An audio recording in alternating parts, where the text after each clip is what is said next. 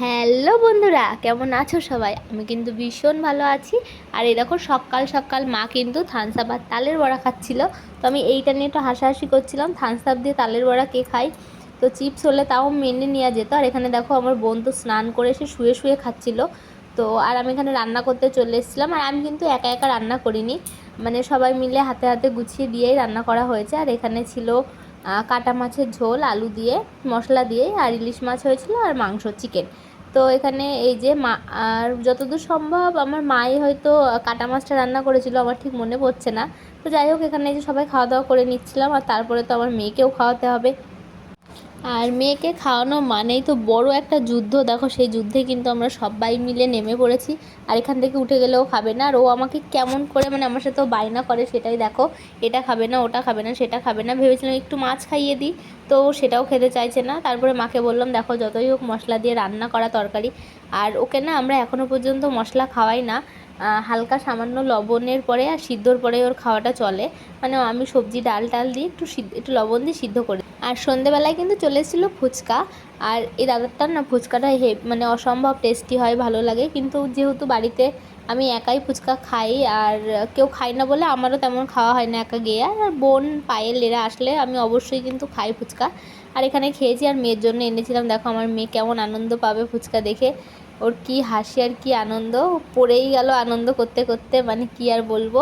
ছোট ছোট জিনিসে অনেক খুশি হয়। আর উপরে দেখতে পাচ্ছ তো, ওখানে কিন্তু আমার বোন ছিল। হ্যাঁ, ওই খাটের উপরে উঠে দাঁড়িয়ে এরকম আড্ডা মারছিল। মানে ভয় পাওয়ার কোনো কারণ নেই, এই যে সাতচুন্নি। তো যাই হোক, এখানে আমার মেয়ে চাচ্ছিলো ফুচকা দাও ফুচকা দাও, তো ওকে আমি ফুচকা দিয়ে দিলাম। আর মানে এনেছিলাম মার জন্য, মা তো টক জল খায় না, ওই আলু দিয়ে শুধু ফুচকা খাই। কারণ মা মা মানে শাশুড়ি মার কথা বলছি, মা হোমিওপ্যাথি ওষুধ খায় ওই জন্য। আর এখানে আমার মেয়ে তো দেখো খাচ্ছিলোই না, সব গুঁড়ো গুঁড়ো গুঁড়ো গুঁড়ো করে ফেলে দিচ্ছিলো, কী আর বলবো। এরকম একটু করে গালে দিচ্ছিলো আর ফেলে দিচ্ছিলো। তারপর আমরা সবাই মিলে একটু বকাবকি করলাম, মানে আমিই করলাম যে নষ্ট করছে বলে। আর এখানে এই দেখো দুটো ফুচকা অলরেডিও নষ্ট করা হয়ে গেছে। তো যাই হোক, আর তারপরে দেখো আমার বোন এখানে এরকম সারাক্ষণ পেট নিয়ে সাতচন্নির মতো খাটের উপর থেকে টেবিলের উপর থেকে ঘুরে বেড়ায়। মানে ও শুধু নামেই বড় হয়েছে, 5-এ ও এমনিই পড়ে, কিন্তু ও সত্যি সত্যি এখনও বড় হয়নি। তো যাই হোক, এখানে দেখো আমার মেয়ে নাচছিল, খেলা করছিল, আর আমি আমার মেয়ের সাথে একটু পাগলামি করছিলাম। মানে ওকে আমি একটা ড্যান্স দেখাচ্ছিলাম, আর ও সেইটা নিয়ে হাসাহাসি করছিল, এইটাই আর কি। আর আমি তারপর লাস্টে বললাম আমি আর পাচ্ছি না মা। আর এখানে দেখো আমার বোন, কি বলবো, ওর সারাদিনে শেষ হয় না এইসব। ও বলছিল তোরা যদি করে দেখাতে পারিস তাহলে তোদের আমি পুরস্কার দেবো, গিফট দেবো, এরকম বলছিল। তো আমরাও লাস্টে ট্রাই করেছিলাম, কিন্তু পারিনি। আর এখানে আমার মেয়ে দেখো স্যারালাক্স খাবো ওকে, ও শুধু শুধু স্যারালাক্স গুঁড়ো চেটে চেটে খাবে ওই চামচটা নিয়ে হাত দিয়ে। তা খেতে যখন পারছিল না এরকম কান্নাকাটি করছিল।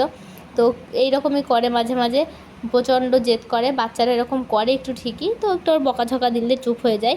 আর এখানে দেখো ওই স্যারালাক্সের কোটো আর চামচ নিয়ে কীভাবে বসেছে, ওইটা খাচ্ছে। আর আমার বোন এখানে দেখো ওই শোকেজের মধ্যে ওকে দেখা যাচ্ছিলো, আলমারির মধ্যে, তো ওইটা দেখছিল আর নাচছিল। এখানে আমার মাসি বসেছিল, তো আমি ভিডিও করছি বলে এই যে হেসে দিল। তারপর দেখো পরের দিন তো রাতে তো সবাই খেয়ে দিয়ে শুয়ে পড়েছিলাম, আর পরের দিন সকালবেলায় সবাই বাড়ি চলে যাচ্ছিলো। আমার তো ভীষণ মনটা খারাপ হচ্ছিলো, কী আর করার। এই যে আমার বোনের কোলে ছিল আমার মেয়ে, তো ওদেরও খুব মন খারাপ হচ্ছিলো, রেখে যেতে সত্যিই খারাপ লাগে। আমারও তো মার জন্য বোনের জন্য ভীষণ খারাপ লাগছিলো, কিন্তু কিচ্ছু করার নেই, বাই বাই তো বলতেই হবে, কারণ যার যার বাড়ি তো যেতেই হবে।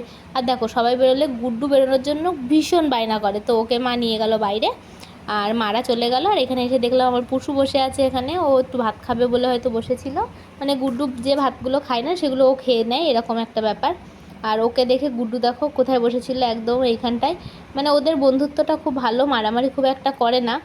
তো যাই হোক, আর তারপরে দেখো মানে সন্ধেবেলায় এখানে মেয়ে এই তুলি নিয়ে বসেছে, ফেব্রিক দিয়ে তুলি দিয়ে ঘরে রঙ করছিল। যাই হোক, আমরা না ওর এই ছোটো ছোট্টো জিনিসগুলোতে বারণ করি না, কারণ আহামরি তেমন তো কিছু না, আমরা একটু পরিষ্কার করতে হয়তো কষ্ট হয়, কিন্তু ঠিক করেই ফেলি। তো ও যেহেতু একটু আনন্দ পায়, খেলা করে, করুক, এই আর কি। আর আরেকটা সবচেয়ে বড় কাজ করেছে, আমি দেখাচ্ছি, এটাই তো ডিজাইন করেছেই, ওর বাবার জামায় একটা ছাপ বসিয়েছে, এটা আমি ইচ্ছা করে করেছি, ও বসায়নি। তো আজকের ব্লগটা এই অবধিই, ভালো লাগলে অবশ্যই লাইক কমেন্ট